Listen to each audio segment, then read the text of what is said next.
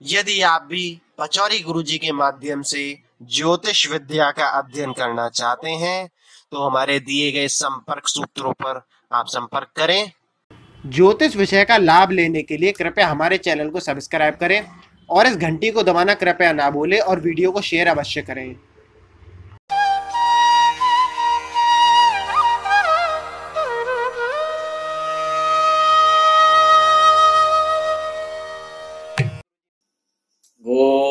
गोवर्धननाथाय नमः। रमण विहारिणे नमः। श्री कृष्णचंद्राय नमः।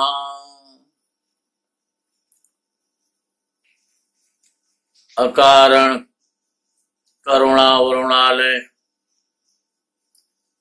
कर्तुम अन्यथा कर्तुम सर्व समर्थ अखिल कोटि ब्रह्मांड नायक के चरणारविंदों में नित्य प्रति का वंदन प्रस्तुत करते हुए सभी मित्रों को, धर्मार्थियों को, ज्योतिष प्रेमी महापुरुषों को, महानुभावों को हर हर महादेव, बम बम भोले, नमः शिवाय। मित्रों, ये संसार सृष्टि से लेकर के और आज तक और आगे भी धन प्रधान है। यद्यपि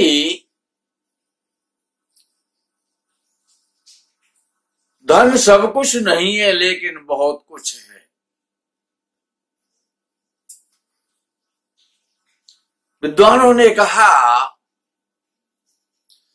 धनहीन कहे धनवान सुखी, धनवान कहे सुख राजा को भारी, राजा कहे महाराजा सुखी, महाराजा कहे सुख ब्रह्मा को भारी,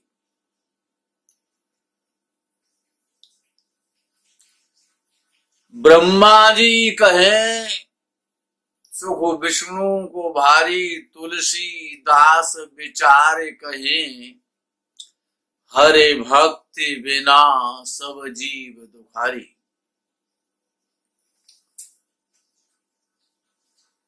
जो पैदल चल रहा है उसको साइकिल चलाने की कामना होती है, जो साइकिल पे चलता है उसे मोटरसाइकिल की कामना उत्पन्न होने लगती है, और जो मोटरसाइकिल पे चलता है उसे फोर व्हीलर की, कार की कामना उत्पन्न होती है, और जब कार में चलने लगता है तो उसे हवाई जहाज की कामना होने लग जाती है, और हवाई जहाज की जब यात्राएं करने लगता है तो फिर चंद्रलोक की कामना भी करता है। तो कोई पैदल चलता है तो कोई चंद्रलोक में यात्रा करता है। ये ऐसा विलक्षण संसार है। कोई पद यात्रा कर रहा है तो कोई चंद्रलोक की यात्रा कर रहा है। तो इसी ज्योतिष विज्ञान, ज्योतिष शास्त्र, वेदांग की श्रृंखला में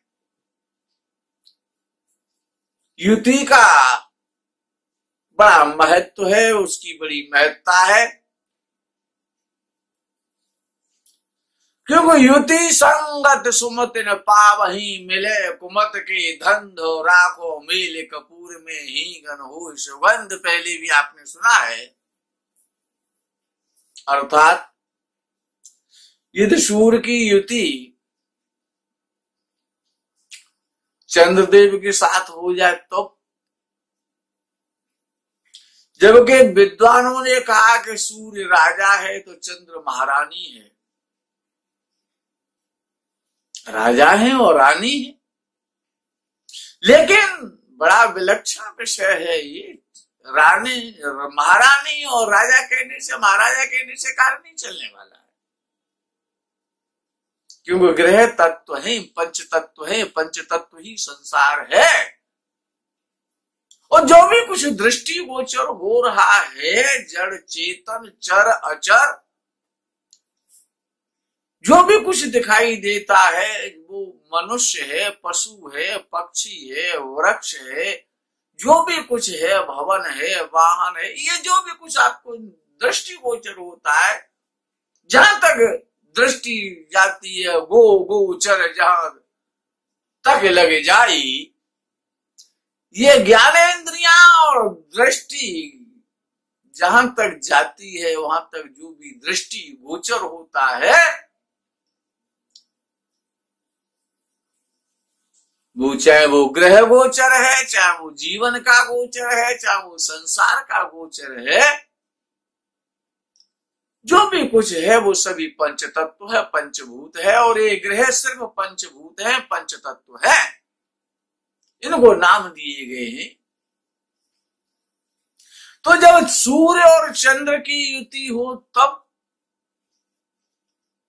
बड़ी भयानक है, बड़ी खराब है। क्योंकि जब सूर्य और चंद्र की युति होगी महानुभावों मित्रों, अमावस्या के दिन ही हो सकती है। केवल एक तिथि मास में आती है जहां के सूर्य और चंद्र की युति होती है, जिसे कहते हैं अमावस्या। और अमावस्या सबसे काली और घनघोर अंधकार की रात्रि है। चंद्र को प्रकाश तो देता है, रात्रि में प्रकाश देता है, लेकिन अमावस्या तिथि को चंद्र आकाश में होता ही नहीं है, खत्म हो जाता है, पापी हो जाता है, अदृश्य हो जाता है और सूर्य में विलीन हो जाता, पता ही नहीं लगता। क्यों? सूर्य अग्नि है, धधकता हुआ ज्वालामुखी है सूर्य, और चंद्र जल तत्व है, जल है। क्या होगा जब अग्नि और जल का साथ होगा? अरे जल तो बाष्प बन करके, भाप बन करके उड़ जाएगा, पता भी नहीं लगेगा कहां गया। तो ये सूर्य और चंद्र की युति यदि किसी की कुंडली में है तो ऐसे व्यक्ति का मन बड़ा परेशान रहेगा और क्रोधी स्वभाव का हो जाएगा, जिद्दी हो जाएगा, हठी हो जाएगा। प्राय नेगेटिव ऊर्जा उसको मिलेगी, पैदा होगी। चंद्र ही मन है, माता है, जल है, जननी है।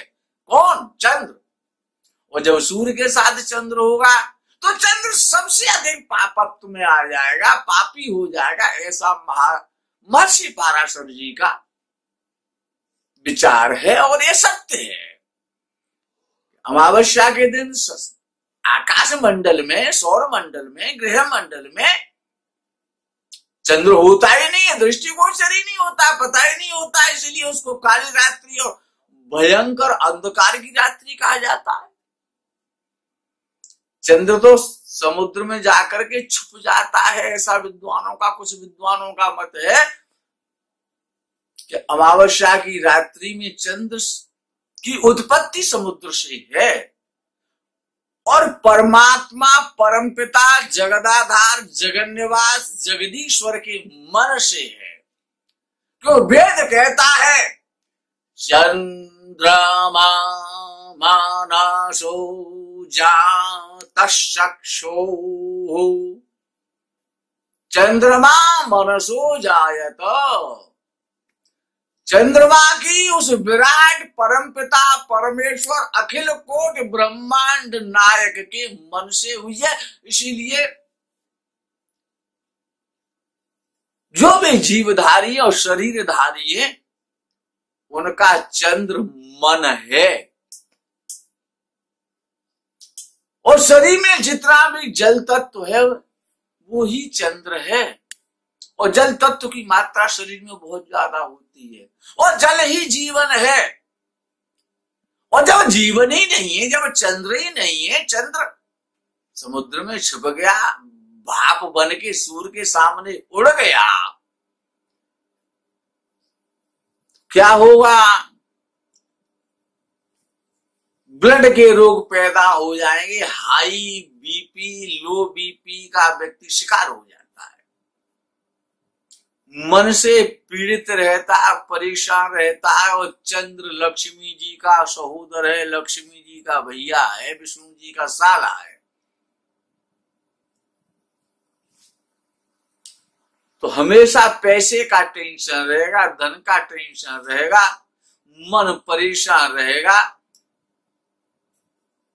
बीपी का टेंशन होगा, और कभी भी,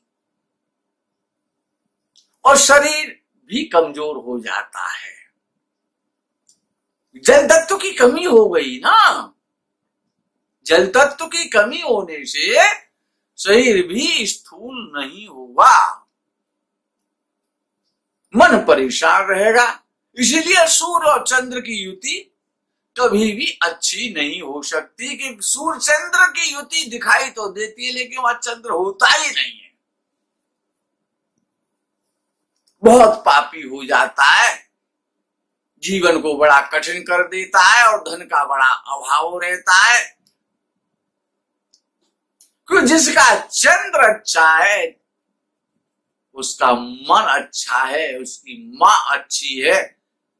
किसकी माँ कैसी होगी, और ये मन का कैसा होगा, इसके विचार कैसे होंगे, इसकी दृष्टि कैसी होगी? क्योंकि चंद्रमा, चंद्रदेव जो है वो लेफ्ट नेत्र के कारक भी हैं। सूर्य और चंद्र ही नेत्रों के कारक है। सूर्य दाहिने नेत्र का कारक है, तो चंद्र वाम नेत्र का कारक है, तो वाम नेत्र की दृष्टि भी कमजोर हो जाएगी। अमावस्या का चंद्र होता है जब सूर्य चंद्र की युति होती है, बड़ा पापी माना गया है महर्षि पाराशर के आधार पर। और ये चंद्र और शुक्र की युति हो जाए तब, वो किसी भी भाव में क्यों ना हो जाए, एक दूसरे के प्रथम दृष्टया तो परम शत्रु हैं। एक अग्नि तत्व है और शुक्र को जल तत्व माना गया है, और शुक्र स्त्री है। किसकी स्त्री कैसी होगी, किसकी धर्म पत्नी, पत्नी, गृहिणी कैसी होगी, उससे पूछने की आवश्यकता नहीं है। उसका शुक्र देख लो, शुक्र कैसा है। जैसा शुक्र होगा वैसी उसकी धर्म पत्नी जी होंगी। और शुक्र और सूर्य की आपस में परम शत्रुता है। ये शुक्र और सूर्य की जो युति है ये भी बड़ा घातक है, बड़ा पीड़ित करने वाली है। कहा एक अग्नि तत्व तेजोमय प्रकाश राजा चक्रवर्ती सम्राट, उसके यहां उसके साथ में और शुक्र की युति, शुक्र तो जल तत्व है, विद्वानों का ऐसा मानना है। शुक्र जल तत्व है, चंद्र और शुक्र दो ही तो जल तत्व माने जाते हैं। तो इसीलिए शुक्र और सूर्य की जो युति है ये भी बड़ी भयावह परिणाम देने वाली है। अच्छा, सुंदर श्रेष्ठ परिणाम इससे नहीं मिलता। पत्नी से हमेशा पीड़ा और कष्ट मिलता है, पत्नी को पति के द्वारा मिलता है। और सूर्य की भांति ही मंगल तेज तत्व है, अग्नि तत्व है।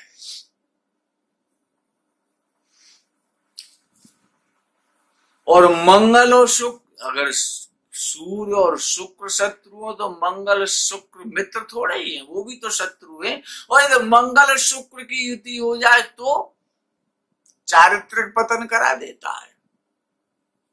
जैसे कि वृषभ राशि का राहु होता है तो चारित्रिक पतन कराता है, याद रखना, शत्रुवान नहीं बनाता है। वृषभ राशि का राहु उच्च का होता है लेकिन वो चारित्रिक पतन जरूर करता है, बाकी सब काम अच्छे कर देगा। इसी प्रकार से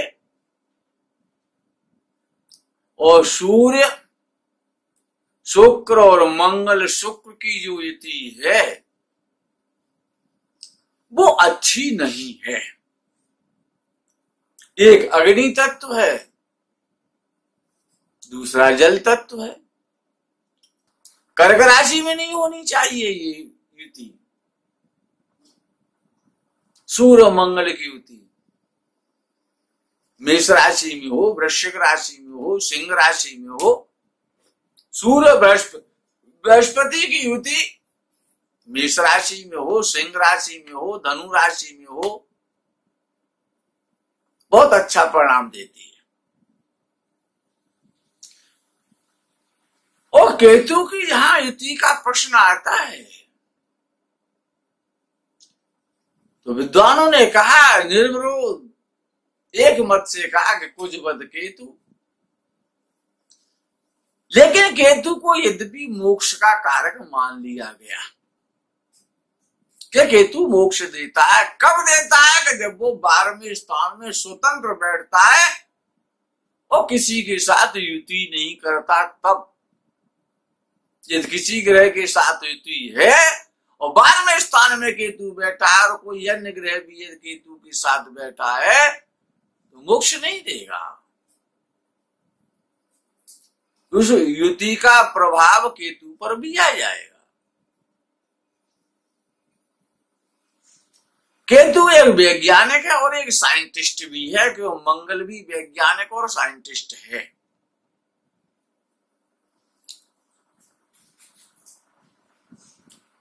सूर्य मंगल की युति है, लगन स्थान में है, पंचम भाव में है, भाग्य भाव में है, दशम भाव में है, या एकादश भाव में है, या तृतीय भाव में भी है। तृतीय भाव में सूर्य मंगल अच्छे माने जाते हैं, उनकी युति अच्छी मानी जाती है। और यदि सूर्य मंगल की युति इन भावों में होने के साथ साथ और बृहस्पति की दृष्टि और इस युति पर यदि हो गई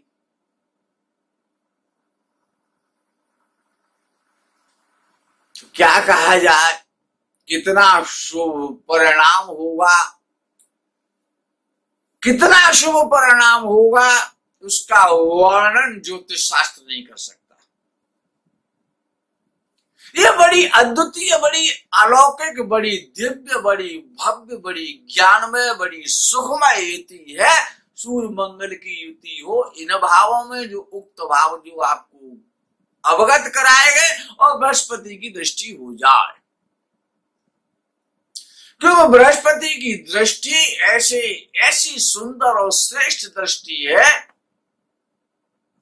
जैसे किसी गुफा में आजीवन हजारों हजार लाखों लाख वर्ष तपस्या करने वाले वीतराग सन्यासी संत की तपस्या का फल, और कोई व्यक्ति उसको एकाएक मिल जाए और वो संत हो ऐसा वीतराग सन्यासी, अमलात्मा और महात्मा, दिव्यात्मा, और उस व्यक्ति विशेष के भाग्यवशात सिर पर रख करके आशीर्वाद दे दे, यशस्वी भव, विजयी भव, ऐश्वर्यवान भव, संपत्तिवान भव, लक्ष्मीवान भव, क्या कहने,